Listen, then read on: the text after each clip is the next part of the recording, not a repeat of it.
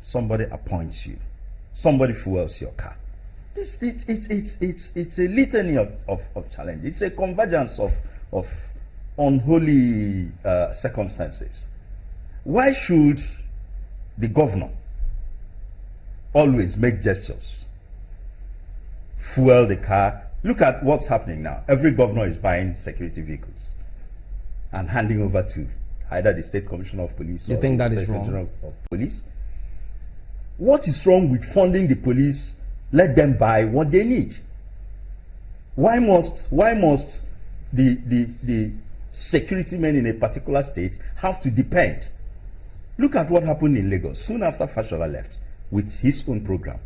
It looked as if heaven let loose in Lagos until the new man readjusted, probably understood what Fashola was doing to help the RRS, and then this has been clamped down. If this man leaves again, something else happens. Why should we always depend on this security vote, which the governor gets, dishes out to those who have to cooperate with him? What do you suggest we do to tackle this problem holistically? We have to fund the security agencies adequately so that they provide their needs, which includes training, manpower, capacity building, and all that, so that they can take care of their challenges, which will have, and not situations where chief executives of states and political actors influence how security is managed. It would seem that there are pros and cons to this approach, because I would not want to think that the state security,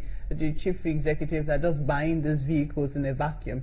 They must have asked for, things that they will need before these purchases are made. You don't think so? It is not their business to provide these things. Perhaps so, because some people will argue that the serious as operational vehicles. Let me quickly make this point. I disagree. Let me make this point quickly, because we're looking at what they call that now, the funding of the police. That's right. Which is a federal government institution. And so if we're talking about funding, it should be funded centrally. That's right. But some people say that if you fund it centrally, the police might reprioritize what it thinks it needs or where it thinks these things should be diverted to. Meanwhile, some states will languish. Then it means we are having a baby police.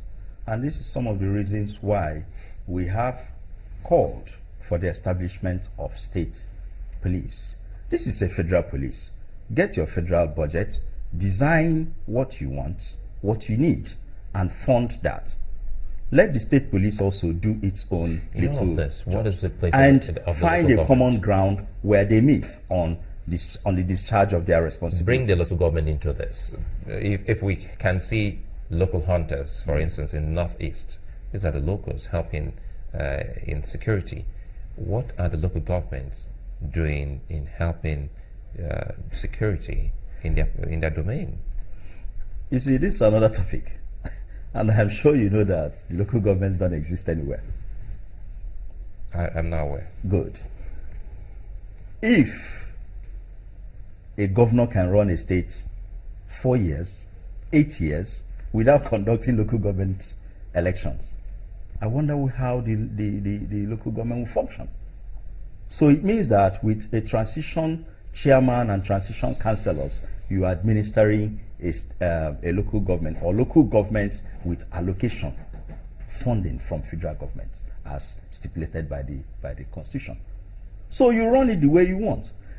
Bring some of these local government chairmen and ask them what their programs have been. The governor tars the road or constructs the gutter that leads into the most remotest part where they find it, they deem it necessary. The local government chairmen have no work to do. Release money to them, they pay salaries. They don't generate funds. So how can people like that manage security? It is unfortunate you just might be wrong, because if they put in place, you've seen some colors, uniforms of people who go, men in uniform around local government areas who go into markets, who effect some of these bylaws in some of these local government areas. If you have them as security people who can also maybe volunteer information, since we say we know some of these people who cause mayhem in our society, don't you think that could also help? You are living in Lagos. and you're giving Lagos as a model. So you're looking at probably Alade Market or Balogun Market or something. Move out of Lagos. The local government system does not exist. I want to be challenged on a debate. Let us say what we know about our local government systems. It doesn't exist. Please bring that local government chairman who runs a local government, who is autonomous, who controls his funds. Let me ask him what he has done and take a visit to that state. I would like to be challenged in that manner. It doesn't exist. What you see in local vigilante, of course, are self-efforts, self-help. Some of them being managed by traditional rulers who constitute a few men in vigilante, go about, take turns to, locally police the environment. Somehow it's working. But because there are no enabling laws, these men are afraid, or sometimes they exceed. So, take a suspect, torture the person into confession, and, let some are executed, and that is wrong. They don't hand over to the police because many of them allege that when you hand over to police soon after the person is released, which boils down to what I was telling you, that some of these security managers in states and localities are under pressure to let go of some of these suspects when apprehended. And that is not good for us. Let me bring it back to where we started off, Boko Haram. You think that in years ahead, there will be history?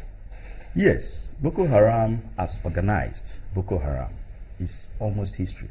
The unfortunate thing happening to us now is that they have changed tactics. They have moved into the society. And this is our battle. If they have moved into our homes and our markets, and then we all have to join in this fight. How do we do that? But this Boko Haram that used to control territories, hoist flags, declare caliphate, and brag all along, is almost decimated. Almost decimated. I must be careful with that. But the ones that have moved into the cities and are ready to create fear, cause fear in the markets and the churches, and are still there. And these are people we should look out for and treat as criminals. One more thing we need to do. I think they have succeeded in diverting our attention, which is also part of the game plan for criminal insurgency and terrorism. We should put more efforts in looking for some of these central figures that have been identified as men behind them. Who diverts our attention to what? Oh, of course. It's part of the strategy. As they move into cities, bomb us into fear, our attention, is diverted into looking for smaller people rather than the big people. I've always said this, we have to look for the big people, from their strategies to their sponsors. Once we get the central figures, some of these efforts will whittle down. But do you think that by now we should have been able to name a couple of people or organizations sponsoring these groups? We should have been able to name them, but government, I think, is being careful about that. And like I've always said, there is a lot of politics in this that has been before. How this government is managing that is what I do not know for sure. But I am aware that for some reasons, certain influential and powerful people have played certain roles that are not palatable, that should be investigated, and such people, we have the courage to bring them to justice. That's our anchor. Mr. Chigozie Obani is a security consultant. Thank you for your thoughts this morning. Thank you very much.